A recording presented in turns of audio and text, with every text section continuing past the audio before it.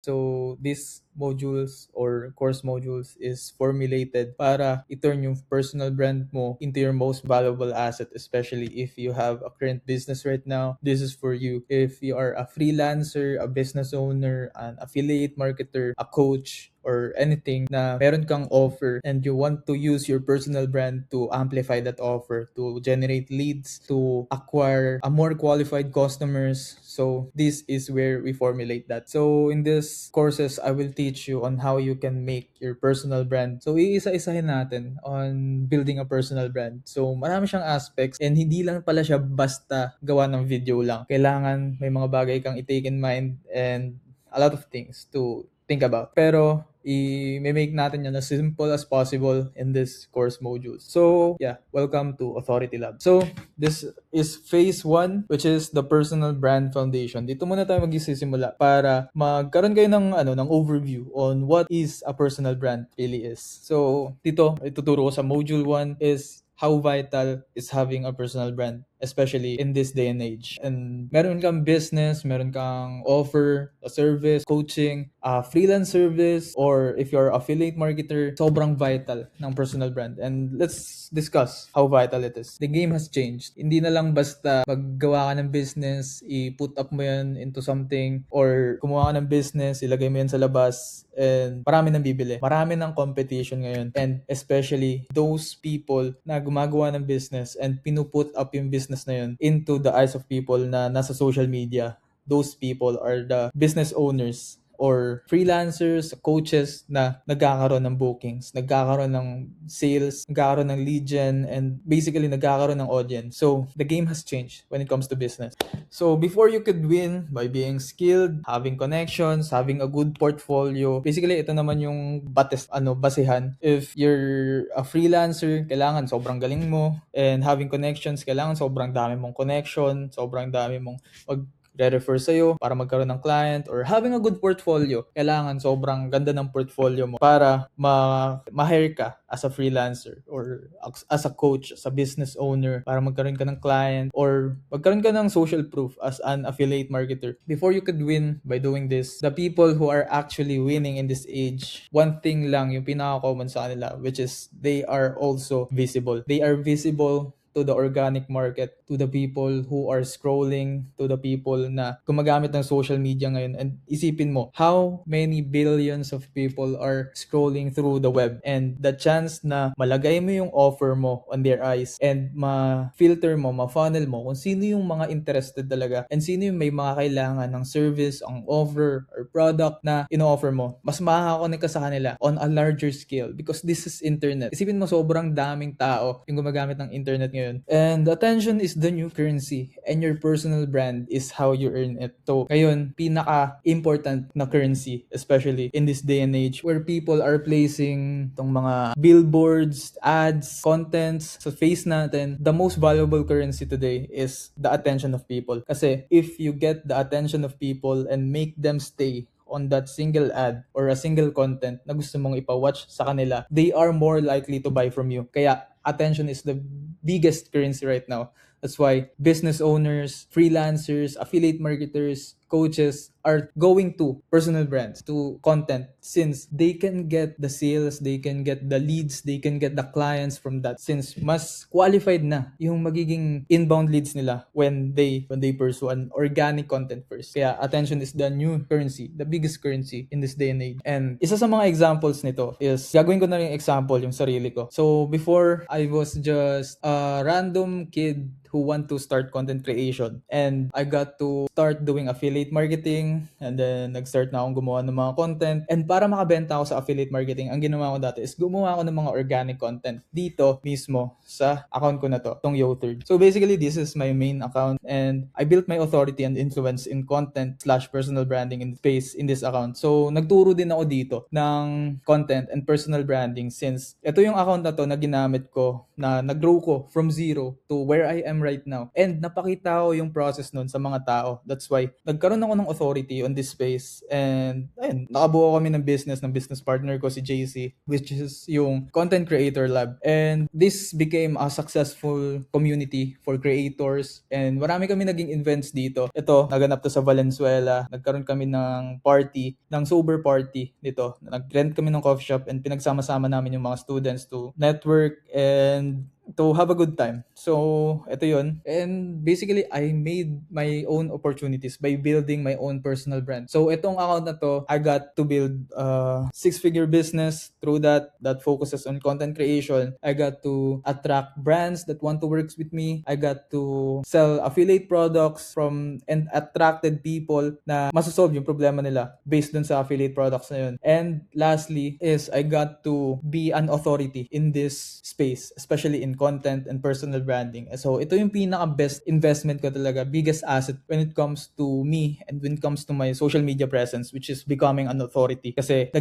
nabuo ko tong mga opportunities na to. So, isa pang example, si Alex Hormozy. So, si Alex Hormozy, he built his personal brand and then he didn't stop with that. Naging personality siya in info space and na-build niya yung business niya na acquisition.com, and hindi magiging kung nasan yung acquisition.com ngayon, which is billion-dollar business ngayon kung walang content. Since si Alex Hormozy, he also capitalizes on content. Nakikita nyo naman sa Instagram niya, sa TikTok, sa Facebook, most especially sa YouTube kasi yun yung pinaka main platform niya. And then, through that content, naka-attract siya ng sobrang daming followers. Dito pa lang sa IG niya, meron na siyang 4.4 million followers. Kaya yung followers na yun, sobrang interested na on the knowledge ni Alex Hormozy. And it made him write a book, 3 series books, which is 100 million leads, 100 billion offers, 100 money models, and sobrang successful nito. Sobrang daming naging customers nito, naging buyers nitong book na to, and even ako,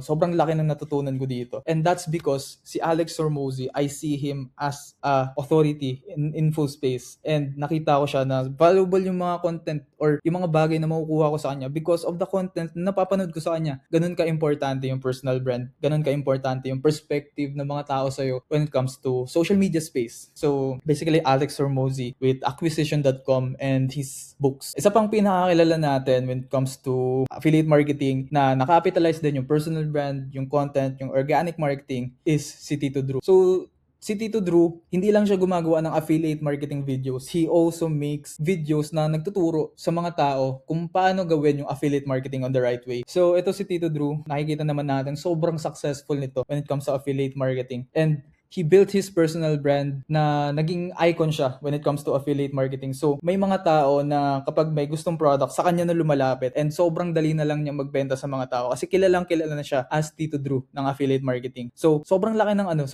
ng opportunities na pwede mong makuha when you build your own personal brand. Isipin mo, affiliate marketing pa lang kumikita na si Tito Drew ng 7 figures. Meron pa siyang mga tao na nagtitiwala sa kanya in this affiliate marketing space as a coach. So, meron pa siyang another offer which is yung subscription niya, and doon siya nagtuturo about affiliate marketing. So sobrang laking asset ng personal brand dito kay Tito Drew, kasi kung wala yung personal brand niya, hindi na magiging ganito yung sales niya, hindi niya rin mabubuo yung subscription niya. So doon galing din yung mga nag-enroll doon and yung mga buyers niya, which is dito sa affiliate marketing. So very important yung personal branding, guys. Isa pa to. Ito yung mga kilala ko, mga friends ko na freelancers, and they also capitalize. They also take advantage sa personal brand. So, ito, mga freelancers to, they also use their personal brands to build their own account so that they can post their works, their perspective, their lifestyle, their personality, and make them unique aside from freelancers na hindi nagpo-post ng content. So, kapag yung client nakita yung account mo, they see the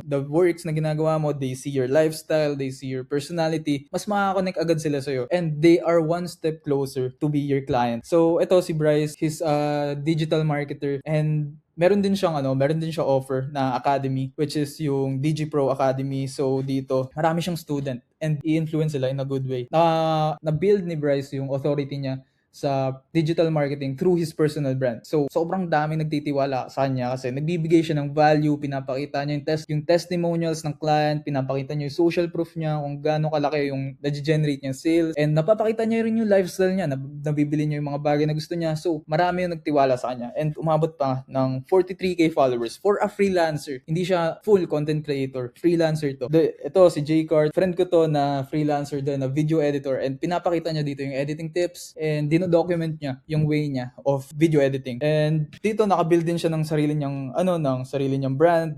He works with brands, he works with clients, and ang alam ko meron din siyang digital product na nagbebenta siya ng LUTs and others. So ito si Matthew, ganun din, na videographer, editor, si Josh Tagodin, si John Tagodin pala, na video editor, and si JZ na remote sales naman, freelancers. So freelancers lahat to, and nakapitalize nila lahat yung personal branding. Sobrang vital talaga ng personal branding kahit na freelancer ka. So ito kasi yun, why personal branding is vital. Personal brand is equal to authority. So nakita nyo naman sa mga example kanina, itong mga freelancers, itong si Tito Drew, si Alex Ramosi, even ako, nag-capitalize kami sa personal brand, and yung leverage na yun na-build namin, and dahil lahat yun sa authority na nabigay ng personal brand sa amin. So that's how vital it is to have a personal brand in this day and age. So authority, ano nga ba yung authority? Ano nga ba yung kapag authority ka on space dito sa internet? So authority means people trust you. So, kapag trusted ka ng mga tao, kanino pa ba sila bibili? Kanino pa ba sila magtitiwala ng service? 'Di ba sa'yo na? Kasi nga, trusted ka na nila. And yun yung nabibigay ng authority sa personal brand. People listen to you. Kapag may sinabi ka sa mga content mo, palagi ka na lang papakinggan. And yung pakikinig na yun, na-influence mo kasi yung way of thinking nila, way of decision making nila. So malaking bagay yun. And lastly, people are willing to pay you. Kaya may mga ganito tayong result. Pinaka-best example, si Alex Hormozy, si Tito Drew. Since na-build nila yung personal brand nila, mataas yung authority nila. So people perceive them as someone na expert in this field, and people are willing to pay them. Kaya ganun yung income na nag-generate nila. And dito, authority is not claimed, it is perceived. Hindi siya nakiklaim na pwede mong sabihin sa content mo na expert ako sa ganito, expert ako sa ganyan. Kasi pwede naman sabihin ng lahat yun. Pero yung true authority is being perceived by people. Hindi siya pwedeng ikaw lang yung mag-declare. Kailangan nakikita talaga ng tao sa'yo na ikaw yung authority in this field. And yung perception na yun, nabibuild through consistent na pagpo-post ng content. Si Alex Hormozy, ang alam ko, nag-start siya way back 2015 at that time. So, wala pa talaga nanonood sa kanya. And it took him 10 years bago niya na-build yung bagay na meron siya ngayon. Ako, nag-start ako ng content since 2022. And naging okay naman yung result ng sa akin. And consistent lang talaga na content. Kasi doon ako nakilala na sabayan ng tao yung growth ko. And by consistent na pagpo-post, nakikita nila na ikaw, kahit anong mangyari na changes sa buhay mo, ganun pa rin yung values na pinapakita mo. So, mas nagiging connected sila sa'yo. Mas na kukuha nila yung values na tinuturo mo sa content mo. Especially, showing your thinking, paano ka nag-iisip, doon, na-influence sila doon. And pag na-influence sila doon, yung naisip nila, yung perception nila, may i-influence yun. Especially kung kunyari pinapakita mo sa content mo na consistent ka, you're very hardworking, you're very creative, and makukuha nila yun. And lastly, showing your work. Ito yung pinaka-vital. Kung kunyari freelancer ka, napapakita mo yung quality ng work mo. And doon pa lang kasi, nakikita na ng mga, especially mga prospects, mga future clients, kung gaano ka na ka-expert on that certain field. So makikita nila, hindi na nila need pumasok sa portfolio mo para makita yung works mo. Kasi nakikita na nila doon pa lang sa page mo. So mas mataas yung magiging rate mo of closing a client. The more people see how you think, the more they believe you can solve their problem. Kasi pinapakita mo na kung ano yung way mo of thinking. So mafi-filter na agad dito yung mga tao na hindi align sa'yo. And kung sino yung mga align sa'yo, sila yung one step closer para ma-close. Ganun lang yun. So, may example akong bibigay sa inyo. So, merong dalawang coach. Merong same knowledge, merong same results, merong same qualifications. Itong dalawang coach na to, parehas lang sila ng level.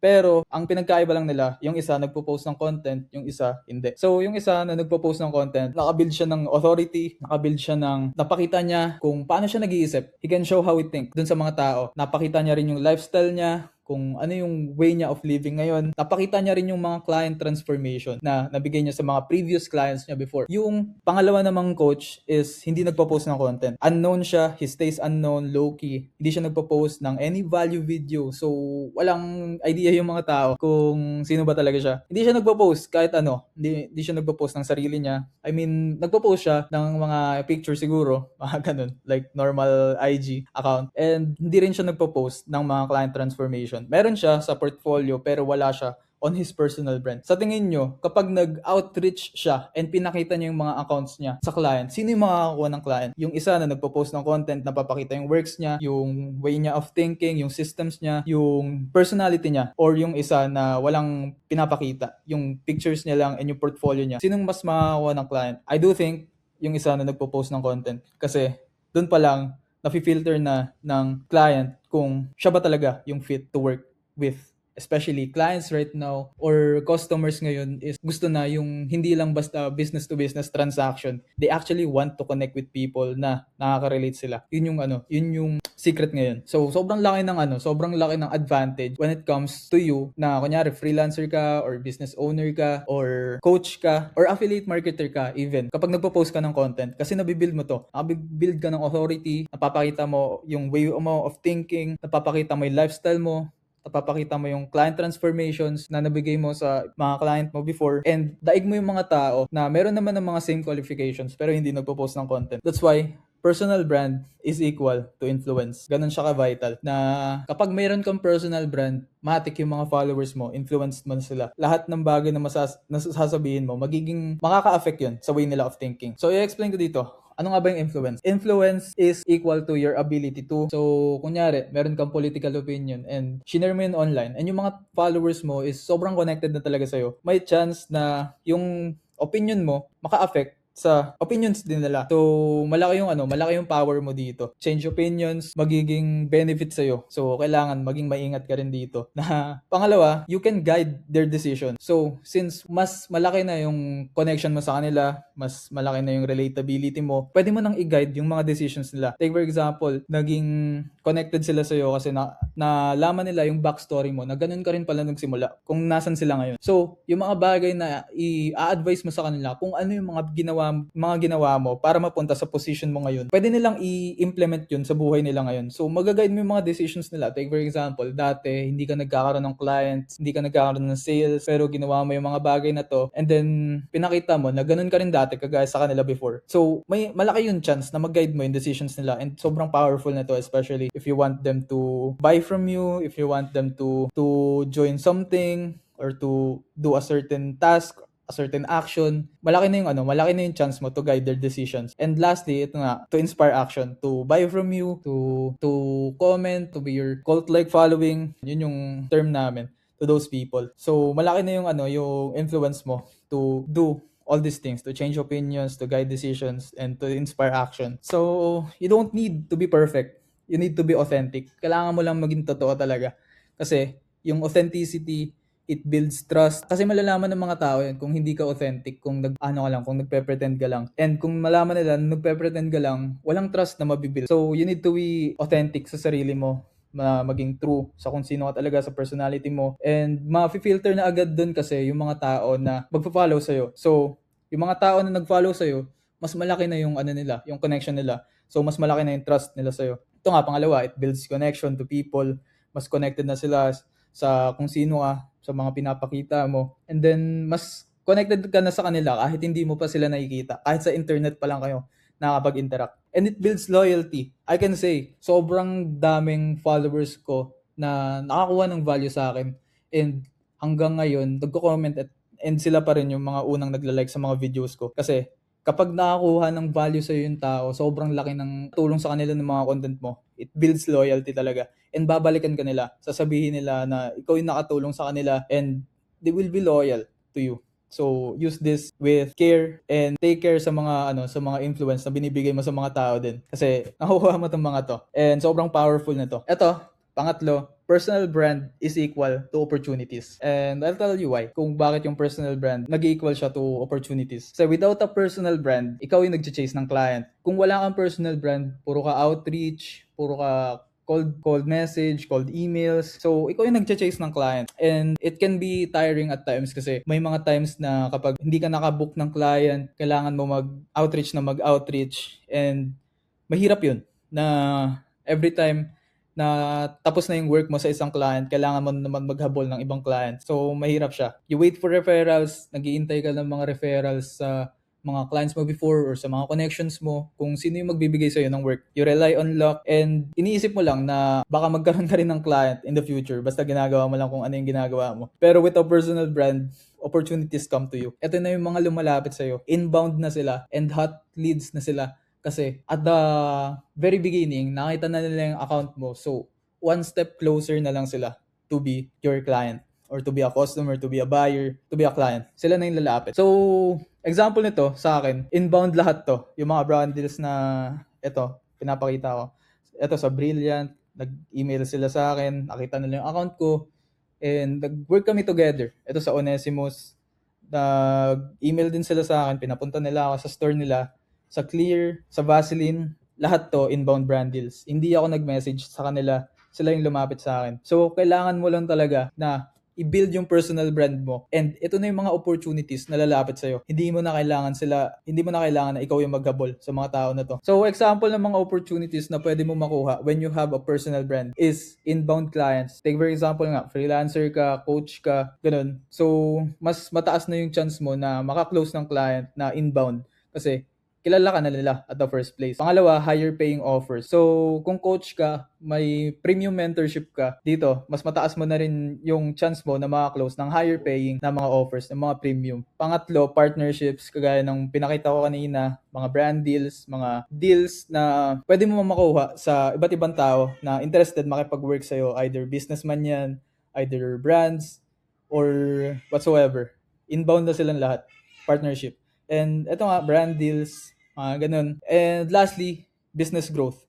So, kapag meron kang personal brand, matik na to, na kapag namamarket mo yung business mo online, mas mataas yung chance niyan para mag-grow pa.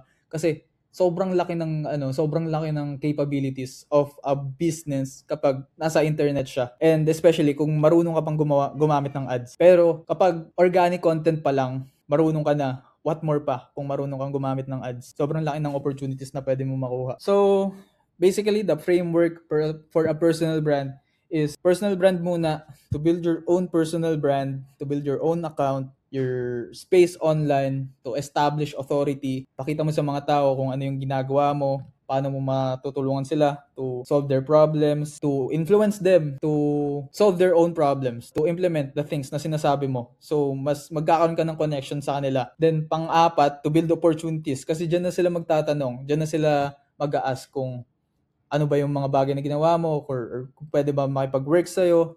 Diyan na papasok yung mga opportunities. And lastly, diyan na yung income kapag lumabas na itong mga opportunities na to. So, content builds visibility. Yung mga content na pinopost mo, it builds visibility. Ito yung mga nagiging organic na marketing na nagge-generate ng leads. It builds your visibility online. Nakikita ka ng mga tao through your organic content. And visibility builds authority. Kapag nakikita ka ng mga tao pa ulit-ulit na nag-share ka ng value, it builds authority sa mga tao. Nakikita ka nila as someone na expert in this certain field. And authority builds trust. Kapag nakita ka na nila as authority on a certain field, it builds the trust. Mabibuild yung pagtitiwala sa'yo ng mga tao. So, kunyari, on a certain field, like take for example, weight loss, nag-share ka ng value and napakita mo talaga sa mga tao na expert ka on that field, makaka-build ka ng trust. And especially kapag may mga natulungan ka na. And then, this trust creates opportunities. So, tatanungin na ng mga tao dito kung ano yung mga products na ginagamit mo or kung pwede bang magpatulong sa'yo. So, kung kunyari coach ka, pwede bang magpatulong to achieve the result na sinasabi mo sa mga content mo. Or kung kunyari may lalapit sa'yo na brand para ilagay yung brand nila dun sa page mo. So, lalapit na sa'yo yung mga opportunities. And then, opportunities creates income kapag nakita na to ng mga tao. So, hindi pwede mauna yung isa sa isa. So, hindi pwede mauna yung opportunities before content. Hindi pwede mauna yung trust before visibility. So, ito yung framework. Content to visibility, visibility to authority, authority to trust, trust to opportunities to income. So, ganun yung pagkakasunod-sunod niya. So, you don't need more effort, you need more leverage. And your personal brand is that leverage. Yung personal brand mo, kaya niyang iangat lahat ng offer na meron ka ngayon. Either affiliate marketing man yan, pwedeng tumaas pa yung sales mo sa affiliate marketing by building your personal brand. Either coaching man yan, pwedeng mas makakuha ka ng high-paying clients or premium contracts kapag meron kang personal brand. And kung freelancer ka man, pwedeng mas dumami yung client mo, pwede kang maka-close ng premium deals kapag may personal brand ka. And lastly, kung business owner ka man, mas ma-market mo yung business mo organically. Mas ma-showcase mo kung ano talaga yung business mo, what it's all about kapag meron kang personal brand. And yun yung magiging leverage mo sa lahat. Kaya sobrang valuable na investment niya, na asset niya. So, tapos na yung module. That's for module 1. And bibigyan ko kayo ng assignment para magkaroon kayo ng action to take. Para hindi lang kayo basta nanonood, na i-implement nyo kung ano yung mga tinuturo ko dito. So, for first action exercise is to ask yourself this question muna. So, warm up muna to.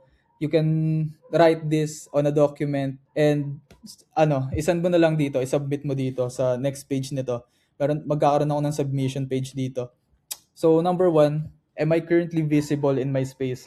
So, tanungin mo yung sarili mo kung, kunyari, business owner ka, and visible ba yung business mo sa space na meron ka ngayon? Take for example, nagbebenta ka ng moisturizer. Alam ba ng mga tao na nagbebenta ka ng moisturizer? Nakikita ba nila yung product mo sa mga tao? Nakikita ba nila yun on the social media? Pangalawa, do people know what I do? Kung makikita nila yung personal brand mo, alam ba nila kung ano yung bagay na ginagawa mo? Masasabi ba nila na isang glance pa lang, itong tao na to, freelancer to, video editor or computer engineer, something like that. So, madedefine ba agad nila yun kapag nakita nila yung account mo? And then, just be honest and answer these questions lang. Wala pa munang iba, basta answer these questions lang. So, that's it for module 1 of the first module and phase 1. And see you guys on the next one.